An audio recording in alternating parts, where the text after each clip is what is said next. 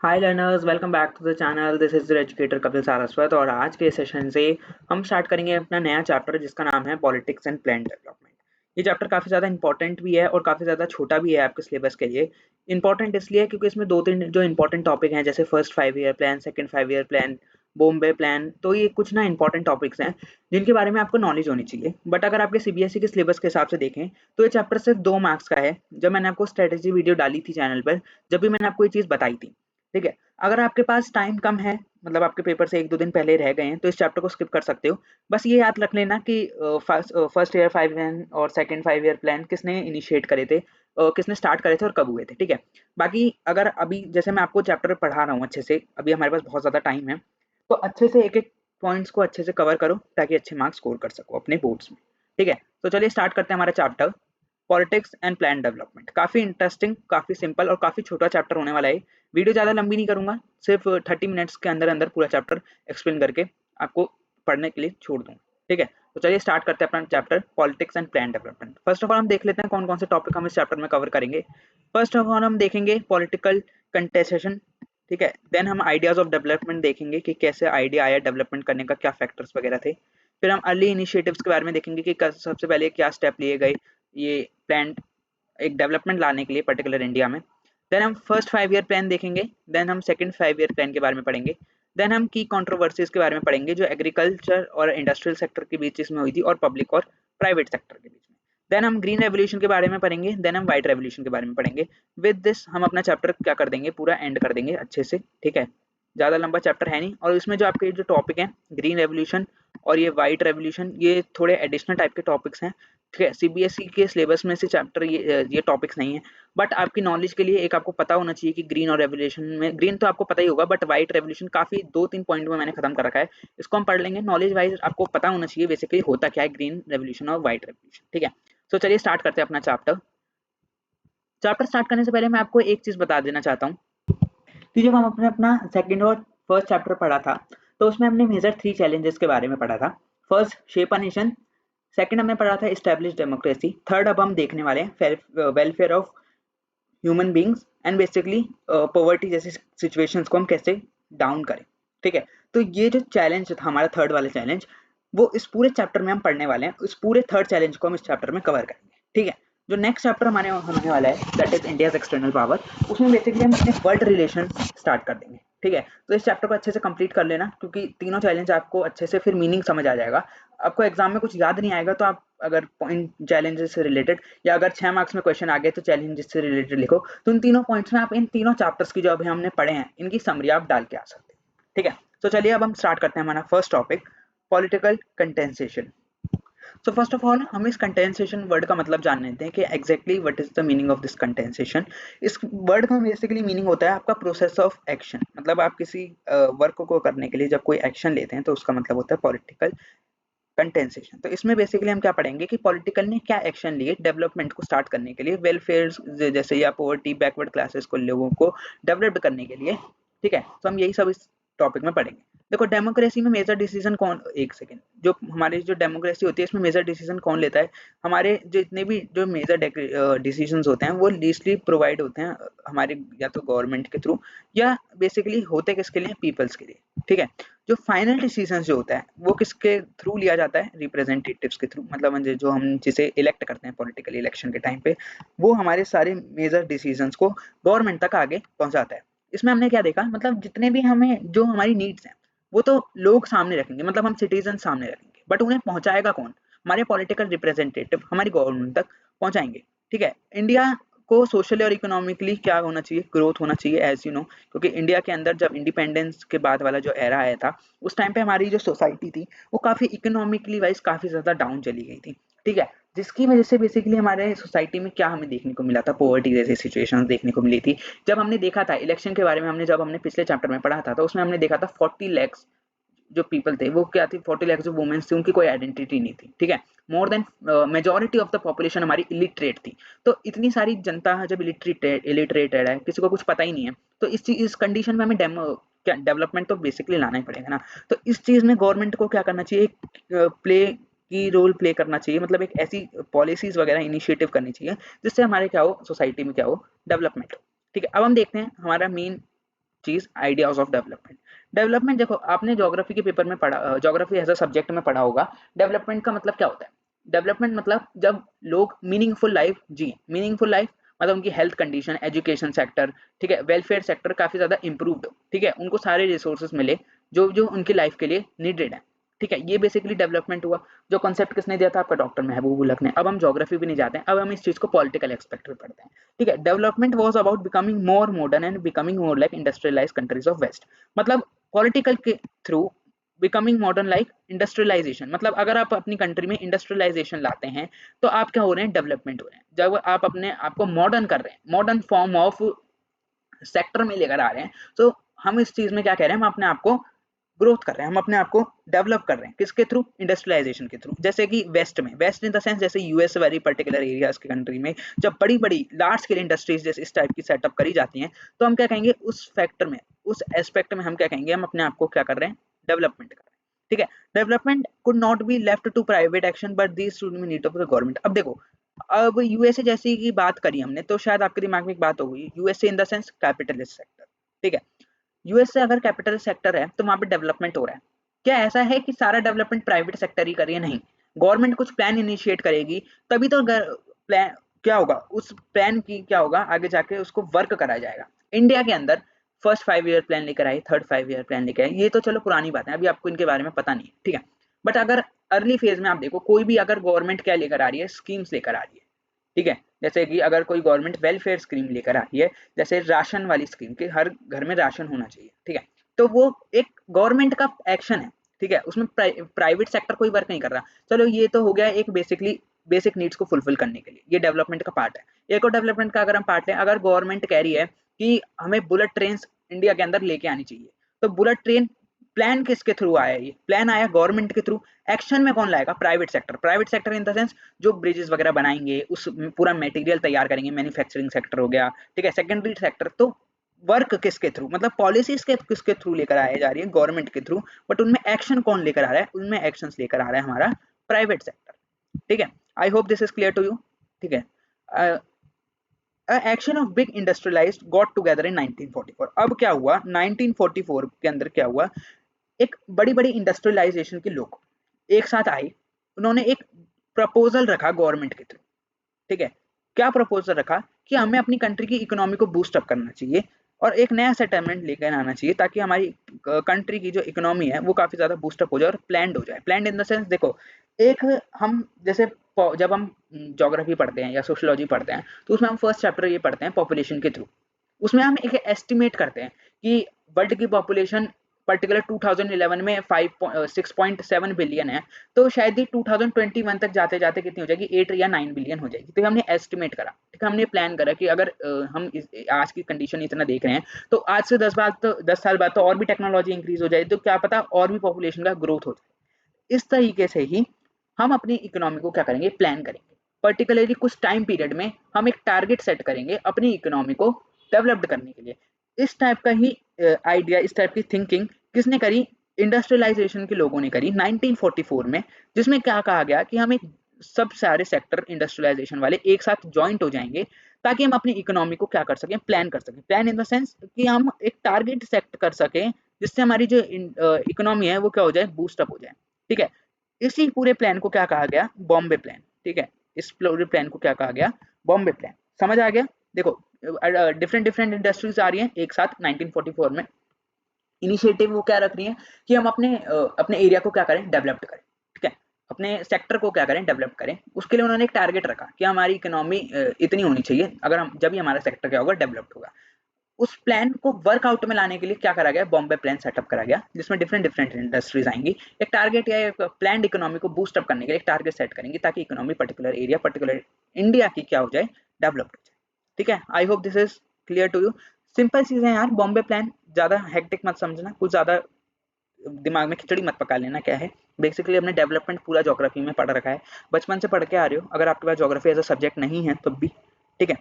Next है हमारा early initiative. मतलब अब गवर्नमेंट ने ऐसे क्या स्टेप करे जिससे हमारी कंट्री में बेसिकली क्या आने लग गई? डेवलपमेंट एज अ प्रोग्राम को स्टार्ट करा। जैसे यूएसएसआर है, देखो यूएसएसआर ने हम ये आइडिया, हमें प्लानिंग कमीशन वाला कहाँ से हमने ऑप्ट करा? ये हमने करा यूएसएसआर से। जैसे मैंने आपको पिछले चैप्टर्स में जब हमने बायोपोलैरिटी वाला चैप्टर पढ़ा था, उसमें मैंने बताया था इंडिया यूएसएसआर के जो रिलेशन है ना, ये काफी ज्यादा अच्छे हैं, मतलब अच्छे रिलेशन है इंडिया और यूएसएसआर के। ठीक है, क्या है, अच्छे स्टार बना दिया मैंने, अच्छे रिलेशनशिप है इंडिया और यूएसएसआर के।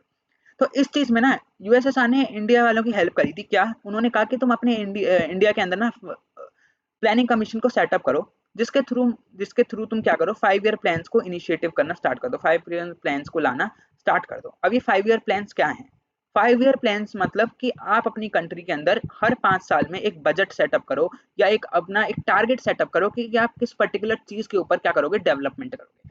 That's all a 5 year plans. ठीक है, तो जो गवर्नमेंट थी इंडिया की, उन्होंने क्या करा, एक डॉक्यूमेंट प्रिपेयर करा, एक as a plan document prepare करा, जिसके थ्रू उन्होंने अपना इनकम सेट करा और एक्सपेंडिचर मतलब कितने रिसोर्सेज उस वो पर्टिकुलर प्लान पर लगाने वाले हैं नेक्स्ट 5 ईयर तक। ठीक है, तो गवर्नमेंट ने क्या करा, 5 ईयर प्लान को स्टार्ट करा। 5 ईयर प्लान को इनिशिएटिव कैसे लिया, पहले तो गवर्नमेंट ने क्या करा, डॉक्यूमेंट प्रिपेयर करी, जिसमें अपना इनकम और एक्सपेंडिचर सेट करा कि वो नेक्स्ट 5 ईयर तक इस एरिया पे क्या यूज करेंगे, रिसोर्सेज और इनकम, कितना बजट उनका होगा। ठीक है, जो बजट होता है ना, बेसिकली वो दो पार्ट में डिवाइड करा इंडिया की गवर्नमेंट ने, एक है नॉन प्लान, ठीक है, एक है प्लान बजट। नॉन प्लान के अंदर मतलब spend routine items on yearly basis. देखो, जो हमारा प्लान बजट होता है ना, वो बेसिकली किसके लिए होता है, प्लान होता है जैसे बड़े बड़े सेक्टर पे वर्क करना है, जब हमें लार्ज स्केल में क्या करना है, वर्क करना है। ठीक है, अब नॉन प्लान के अंदर क्या आएगा, नॉन प्लान बेसिकली ये कहता है, non plan in the sense कि अब एक बात बताओ, अब गवर्नमेंट है, ठीक है, अब वो स्कूल है या हम कोई पर्टिकुलर राशन किराने की दुकान समझ लो, उसके लिए कोई प्लान थोड़ी ना निकालेगी कि तुम अपने दुकान में 5 साल तक इतने इकोनॉमी इतना सामान बेचना, नहीं।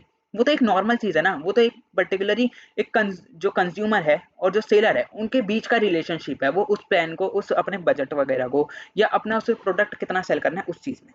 Non plan in the sense जैसे सिंपल चीजें होती है ना, जिसमें हम जैसे जो डेली की चीजें जो बिकने वाली हैं, उसको हम नॉन प्लान बजट के अंदर ले आते हैं, जिसमें हम कोई प्लानिंग नहीं कर रहे हैं, वो तो चलो as a process, as a हम कह सकते हैं डेली कंज्यूमिंग थिंग्स पर यूज हो ही रहा है। Plan budget in the sense जब जिसपे हमारी एक प्रायोरिटी होती है, जिसका हमें फिक्स्ड होता है कि अगर ये चीज नहीं होगी कंट्री के अंदर, तो पूरे सिटीजन ऑल ओवर पॉपुलेशन पे इस चीज का इफेक्ट पड़ेगा। एक बात बताओ, अगर किसी मोहल्ले में सपोज कोई राशन की दुकान नहीं है, तो इस पे इतना कोई इफेक्ट पड़ेगा पूरी पॉपुलेशन में? नहीं। एक मोहल्ले के लोग दूसरे मोहल्ले से सामान लेने चले जाएंगे, नहीं। बट अगर देश के अंदर एग्रीकल्चर सेटअप नहीं होगा अच्छा, देश के अंदर इंडस्ट्रियलाइजेशन अच्छे से सेटअप नहीं होंगी, तो उस पर तो कितना बड़ा इफेक्ट पड़ेगा ना। तो इस चीजों को समझो। Non plan in the sense जिसमें हमें ज्यादा प्लानिंग करने की जरूरत नहीं है, जो ऑब्वियसली हम हर साल प्लान निकाल के, हर साल का एक बजट निकाल के उस पर वर्क कर सकते हैं। प्लान बजट जिसमें हमें ईयरली बेसिस पे क्या करना पड़ेगा, काम करना पड़ेगा। ठीक है, जिसमें हमें अपनी प्रायोरिटी फिक्स्ड करनी पड़ेगी उस पर्टिकुलर प्लान को सेटअप करना। ठीक है, the draft of the first 5 year plan and the actual plan document release on 1951। तो हमारा जो फर्स्ट 5 ईयर प्लान था वो कब लॉन्च हुआ था, 1951। वेरी वेरी वेरी इंपॉर्टेंट, क्योंकि इस चैप्टर में दो ही इंपॉर्टेंट टॉपिक हैं, that is first 5 year plan, second 5 year plan. तो फर्स्ट 5 ईयर प्लान कब स्टार्ट हुआ था, 1951 में, सेकंड हुआ था 1956 में, ठीक है, थर्ड 1961 में। समझ आ गया? First 51, second 56, third 61। देखो फर्स्ट डेट याद कर लो 51, तुम्हें 5 ऑब्वियसली याद हो जाएंगे क्योंकि हर उसमें 5-5 साल का गैप है, तो इतना तो हिसाब तुम लगा ही सकते हो। देखो first second third five, first second और थर्ड प्लान काफी ज्यादा अच्छे रहे थे, इनिशिएटिव भी हुए थे अच्छे से। बट फोर्थ प्लान था, फोर्थ प्लान किसी रीजंस की वजह से क्या हो गए थे, डिक्लाइन कर दिए गए। क्यों? क्योंकि हमारे कंट्री के अंदर बेसिकली क्या आ गया था, डिक्लाइन आ गया था, इकोनॉमिक क्राइसिस आ गए थे, जिसकी वजह से हम अपनी कंट्री के अंदर क्या नहीं कर पाए थे, 4 ईयर प्लान इनिशिएट नहीं कर पाए थे। इस डेट को याद रख लेना, क्योंकि एमसीक्यूज में पूछा जा सकता है कि कौन सी ईयर के अंदर हमने अपनी जो गवर्नमेंट ने उसने प्लान हॉलीडे को प्लान कर दिया था। मतलब plan holiday in the sense, देखो रेगुलरली फर्स्ट 5 ईयर प्लान में आ गया बजट, सेकंड में आ गया, थर्ड में आ गया, ठीक है, एक सेकंड पेन क्यों नहीं काम कर रहा, थर्ड में आ गया, फोर्थ में आ गया, फोर्थ में नहीं आया, ठीक है, फर्स्ट में आ गया, फर्स्ट में आ गया, सेकंड में आ गया, थर्ड में आ गया, ठीक है। फोर्थ के अंदर गवर्नमेंट क्यों नहीं लेके आ पाई, क्योंकि इसके अंदर क्या आ गया, इकोनॉमिक क्राइसिस आ गई, जिसकी वजह से गवर्नमेंट ने क्या कह दिया कि इस साल हमारे इस बार बजट निकलने की छुट्टी है, इस बार जैसा काम करना है करो, पहले हम अपनी देश में क्या निकालेंगे, इकोनॉमिक क्राइसिस को क्या करेंगे, सेटअप करेंगे। फर्स्ट 5 ईयर प्लान कब आया, 1951, सेकंड 56, थर्ड 61, फोर्थ में हमने हॉलीडे प्लान करी गई कब, 1966 में, क्योंकि हमारी कंट्री के अंदर क्या आ गई थी, इकोनॉमिक क्राइसिस आ गई। ठीक है, अब हम देखते हैं द फर्स्ट 5 ईयर प्लान के बारे में। देखो जो फर्स्ट 5 ईयर प्लान है वो बेसिकली किसके लिए करा गया था, ताकि हमारी देश की जो जनता है उसे पॉवर्टी जैसे सिचुएशन से बाहर निकाला जाए। अब देखो पॉवर्टी जैसी सिचुएशन से बाहर निकालने के लिए हमारी गवर्नमेंट क्या करेगी? ऐसा तो है नहीं कि जनता को पढ़ाने लग जाएगी ताकि वो सेकेंडरी और टर्शियरी सेक्टर में वर्क करने लग जाए, नहीं। देखो हमारी जो जनता थी ना 50% उस टाइम पे क्या थी, 50 मोर देन 50% इलिटरेट थी। तो उन्हें पढ़ाने से अच्छा जिस फील्ड में वो वर्क कर सकते हैं जो था एग्रीकल्चर, जो शुरू से लोग करते आ रहे थे, उस चीज में क्या लेकर आओ, प्लान लेकर आओ। देखो उनके लिए इरिगेशन फैसिलिटीज अच्छी निकालो, उनके लिए मतलब क्या करो तुम, सीड्स फर्टिलाइजर्स वगैरह अच्छे से ग्रो कराओ, ग्रीन रेवोल्यूशन लेकर आओ, ताकि क्या कर सकें वो और हार्ड वर्क कर सकें और उनसे उनकी इकोनॉमी बूस्ट अप हो जाए। क्यों? वो अपने खेतों में काम करेंगे, उनका हार्वेस्ट, उनकी क्रॉप डबल अमाउंट में ग्रो अप होगी, तो उनको उससे फायदा होगा। तो गवर्नमेंट ने क्या प्लान, फर्स्ट 5 ईयर प्लान में क्या बेसिकली स्टार्ट करा इनिशिएटिव करना, कि हमने उन्हें क्या करा, एग्रीकल्चर सेक्टर पे क्या दिया, सबसे ज्यादा ध्यान दिया। ये पूरा आपका एग्रीकल्चर खेत दिख रहा है आपको, ठीक है। इस पर्टिकुलर फील्ड में, इस पर्टिकुलर सेक्टर में उन लोगों ने क्या करा, काम करवाना शुरू करा, वर्क करा। ये वो जो फर्स्ट 5 ईयर प्लान था, ये किसने इनिशिएट किया था? के एन राज ने। Very very important. देखो फर्स्ट और सेकंड को तो छोड़ के मत जाना।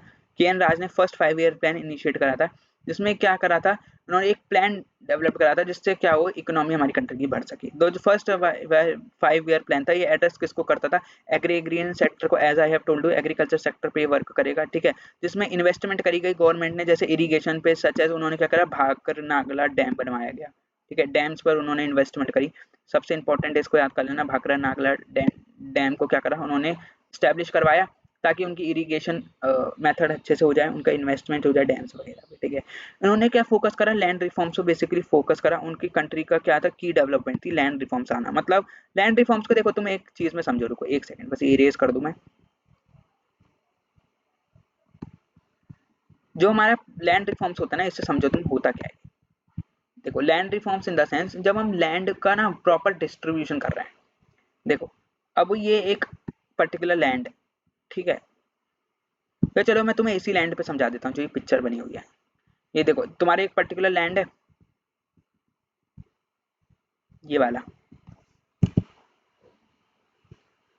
ठीक है। ये तुम्हारा पर्टिकुलर फील्ड है, ये पर्टिकुलर तुम्हारा लैंड है। इस लैंड पे क्या करा गवर्नमेंट ने, क्या कहा, हम इसमें ना लैंड रिफॉर्म लेकर आएंगे। अब इस लैंड पे लैंड रिफॉर्म कैसे लेकर आएगी गवर्नमेंट? देखो ये जैसे ये पर्टिकुलर लैंड है, इस पे ना एक पर्टिकुलर फार्मर, ये पर्टिकुलर जमींदार ने क्या कर रखा है, अपना कंट्रोल कर रखा है। इतने इतने पीस ऑफ लैंड पे, पूरा ये पीस ऑफ लैंड पे क्या कर रखा है जमींदार ने, इसमें अपना कंट्रोल बना रखा है।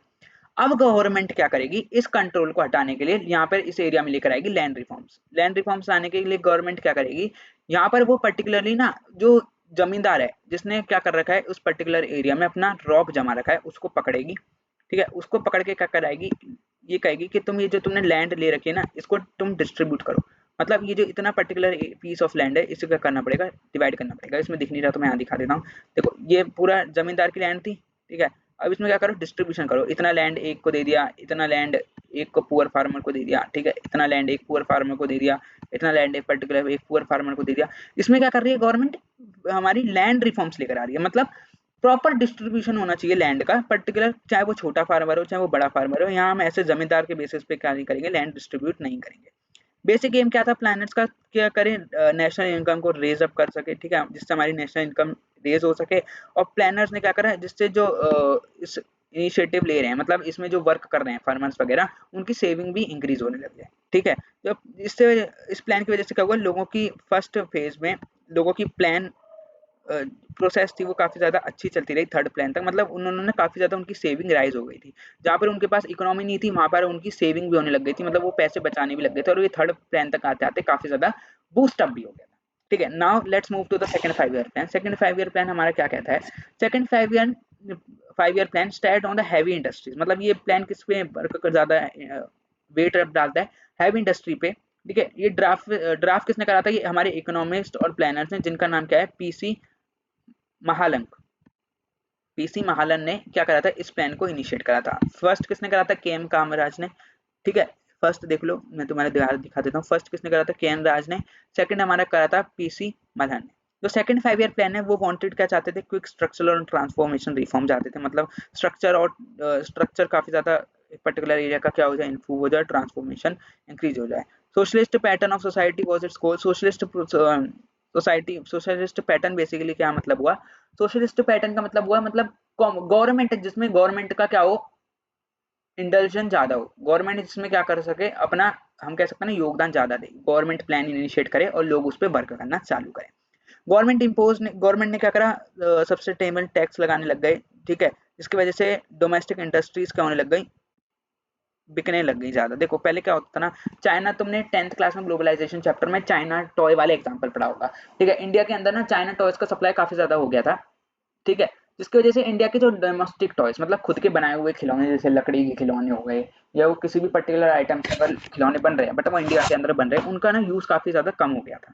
इन रिजल्ट क्या हुआ था, इंडिया ने क्या करा था, चाइना के ऊपर काफी ज्यादा टैक्सेस लगा दिए थे, जिसकी वजह से उनका जो हमारी कंट्री में एक्सपोर्ट है वो एक कम हो जाए, ठीक है। Saving and investment were growing in this period, देखो लोगों की सेविंग और इन्वेस्टमेंट काफी ज्यादा इंक्रीज हो गई थी, ठीक है। बेसिकली इंडस्ट्रीज में जैसे इलेक्ट्रिसिटी, रेलवे, स्टील, ये क्या हो गए थे, डेवलप्ड हो गए थे पब्लिक सेक्टर में, मतलब लोग इन्हें काफी ज्यादा यूज करने लग गए थे।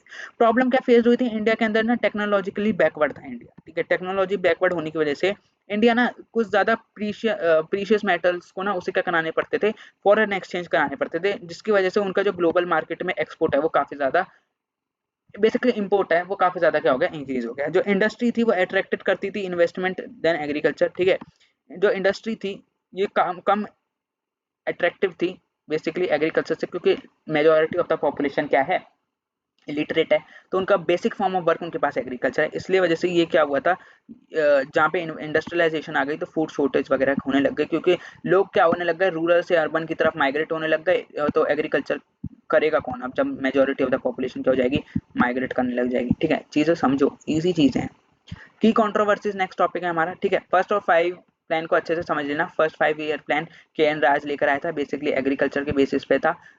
Second 5 year plan PC Malan लेकर आया था, बेसिकली था किसके लिए, ये किसके लिए था जल्दी बताओ, इंडस्ट्रीज के लिए था, ठीक है। नाउ की कंट्रोवर्सीज में देखो दो टाइप की कंट्रोवर्सी हम पढ़ेंगे, एक agriculture controversy, then public versus sector, ठीक है।